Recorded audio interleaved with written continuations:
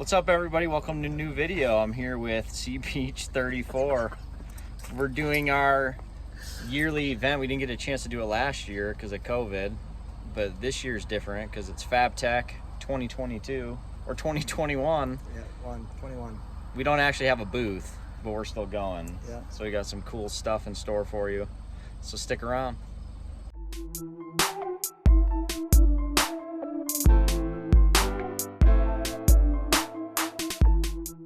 Our first mission here is to load up these machines because we got to bring them into a booth. So we got to load them in this car. What's all in there? T-shirts, baby. T-shirts, baby. Check out all the t-shirts, stickers. Look at all these sizes here. Woo. Let's see what we got. We're loaded up with machines for the booth. Giveaway, grind hood, 2 more welding helmets in there, cases, t-shirts, ready to rock. I'm such a good guy. I brought Corey some pulled pork sandwiches. Dinner. Oh, that's rub. It's fun getting this crap. Yep.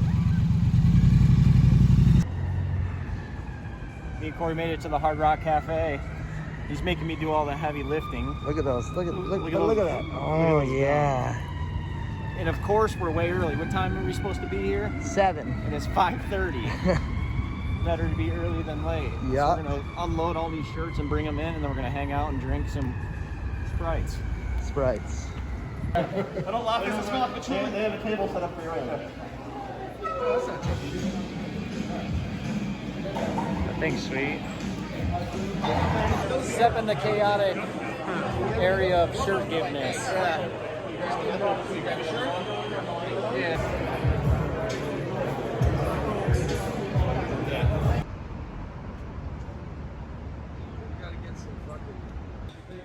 Well, it's Sunday. We made it to the hotel after a long VIP night. You tired? No. Corey was driving. He's not wearing a mask. Naughty. Sleepy time tomorrow. It's day 1 Fabtech. Say hi, Corey. Hi. We're gonna be bunking together for the next 4 days, 4 nights. I'm excited. We got a goal. We got a goal of hanging out in Weldmetalsonline booth. Yes, sir. See you in the morning.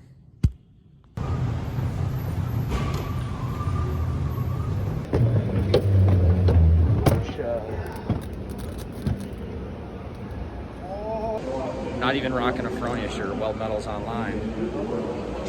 Waiting for our escorts to come pick up these so they can bring them to the booth. And then me and Corey are gonna go get a nice breakfast because we have 0 pressure. But we are gonna work the Weldmetalsonline booth. Morning, Cody. Morning. How are you? Good. We got a Trans Steel 2200, an AccuPocket, and these cases are going up there. So this is a grind hood, that's a mask.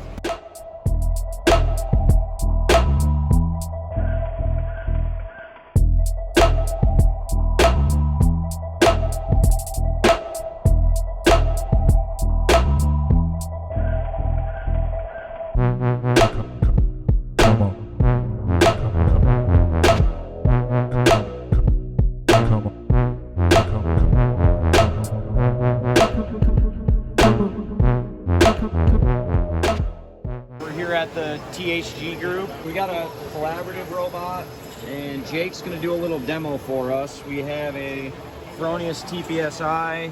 What is this, a 320? It's a 320, we usually do 400. Okay, so we got a 320, a fume extraction system, but here we got the controller from Universal Robots, and we got the Fronius CMT drive, which is a push-pull system. So he has teach mode active.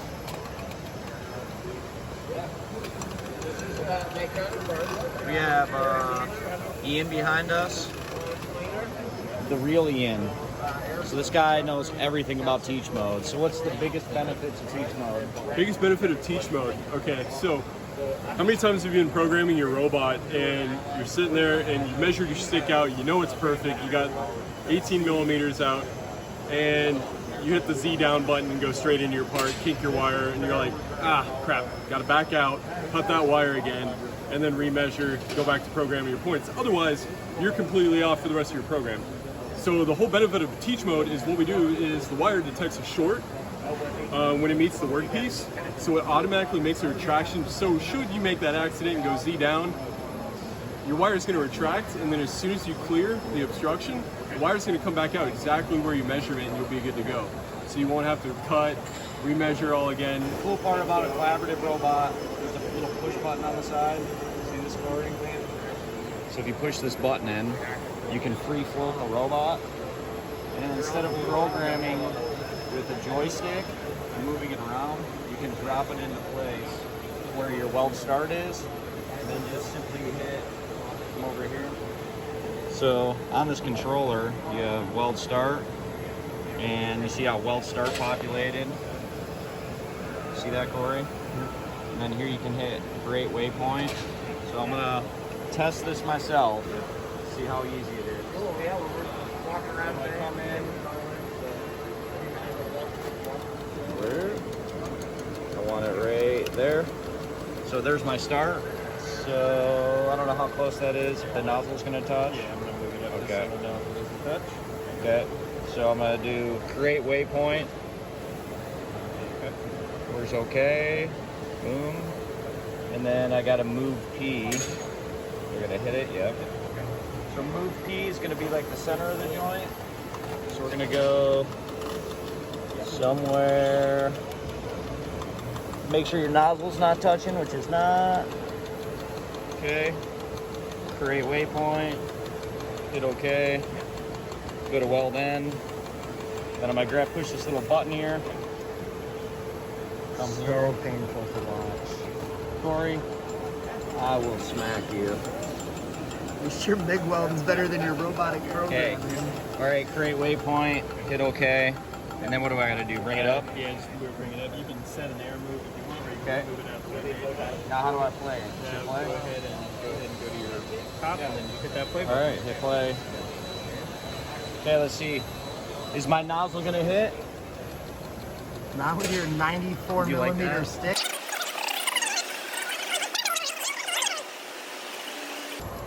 Watch your head. Ian's got another cool feature. Right, so here, we're over here at the THG booth, and what they've got set up, they call it the sidecar. So let's say you just want to tack apart, you don't want to use the robot to do something simple. What we have in the front of the TPSI here is two switches. So what we can do is we can turn off the interface to the robot, and then also we can flip the other switch, which will put us over on the other feeder here that we have in the back. This is our manual feeder, the WF25i. So you can pick up your air-cooled US style torch, tack your parts up, put your torch back down, switch it back, and then you're back to working with Mr. Robot over here and get your parts welded up. That's pretty Quick and easy. So it's really versatile. If you got something repetitive that you're doing on the robot, you got a couple parts, go to that side. But if you just need to tack something up real quick, you can easily make that switch. You don't need an entirely different system to be able to facilitate that. It's a great all-in-one solution.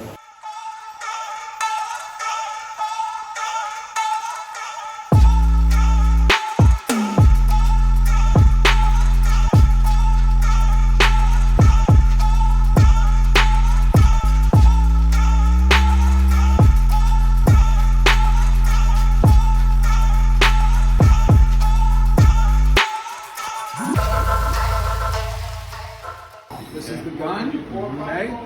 It's a dual trigger design. This lower trigger is for your gas. This upper trigger is for your firing. The sequence is gas, green light goes on, touch. That's satisfying your safety circuit. You can't shoot the laser out like that, all right? It has to be touching your workpiece. So it's gas, touch, fire. And when you pull the trigger, I want you to hold it for 5 seconds so that the laser can do its work. So we did spot welds, and then we're at 800 watts power. Okay. And then we have wire on. Fire on.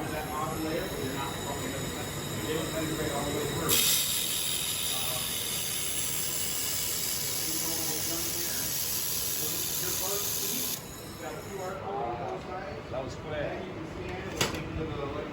So now I'm going to do my cleanup process. You ready? You're going to want to film this.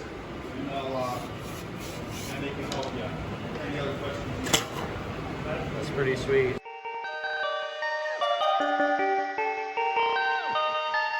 Perfect.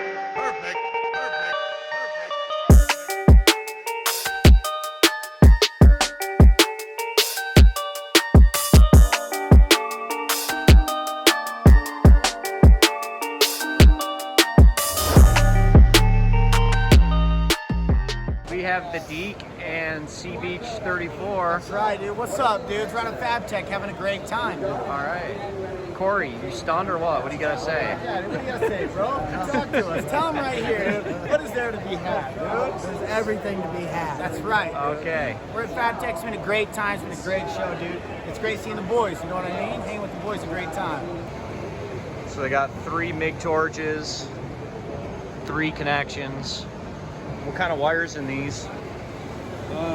This aluminum, I think it's like the 5554, so that's the board wire.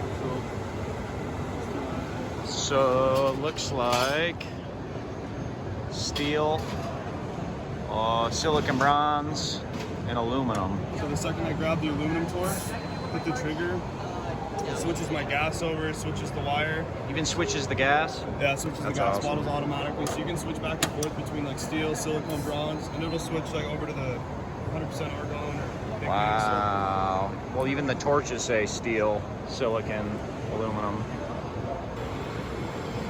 Pump this guy up to about 110.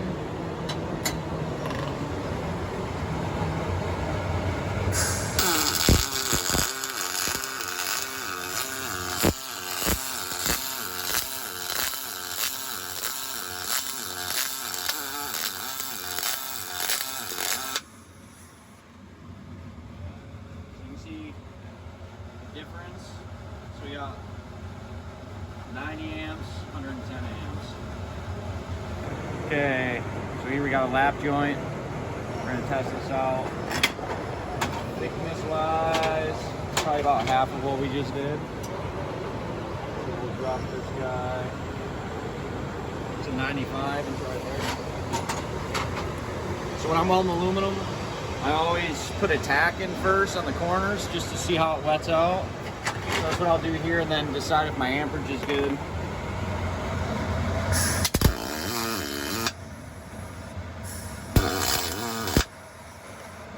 So you can see with the tack how it's wetting in the base plate. So you can see it's tying in.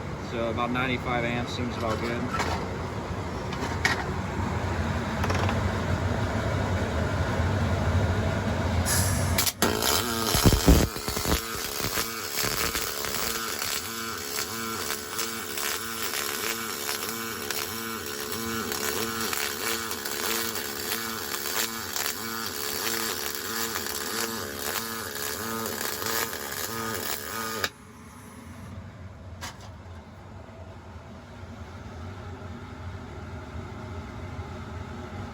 Pretty nice.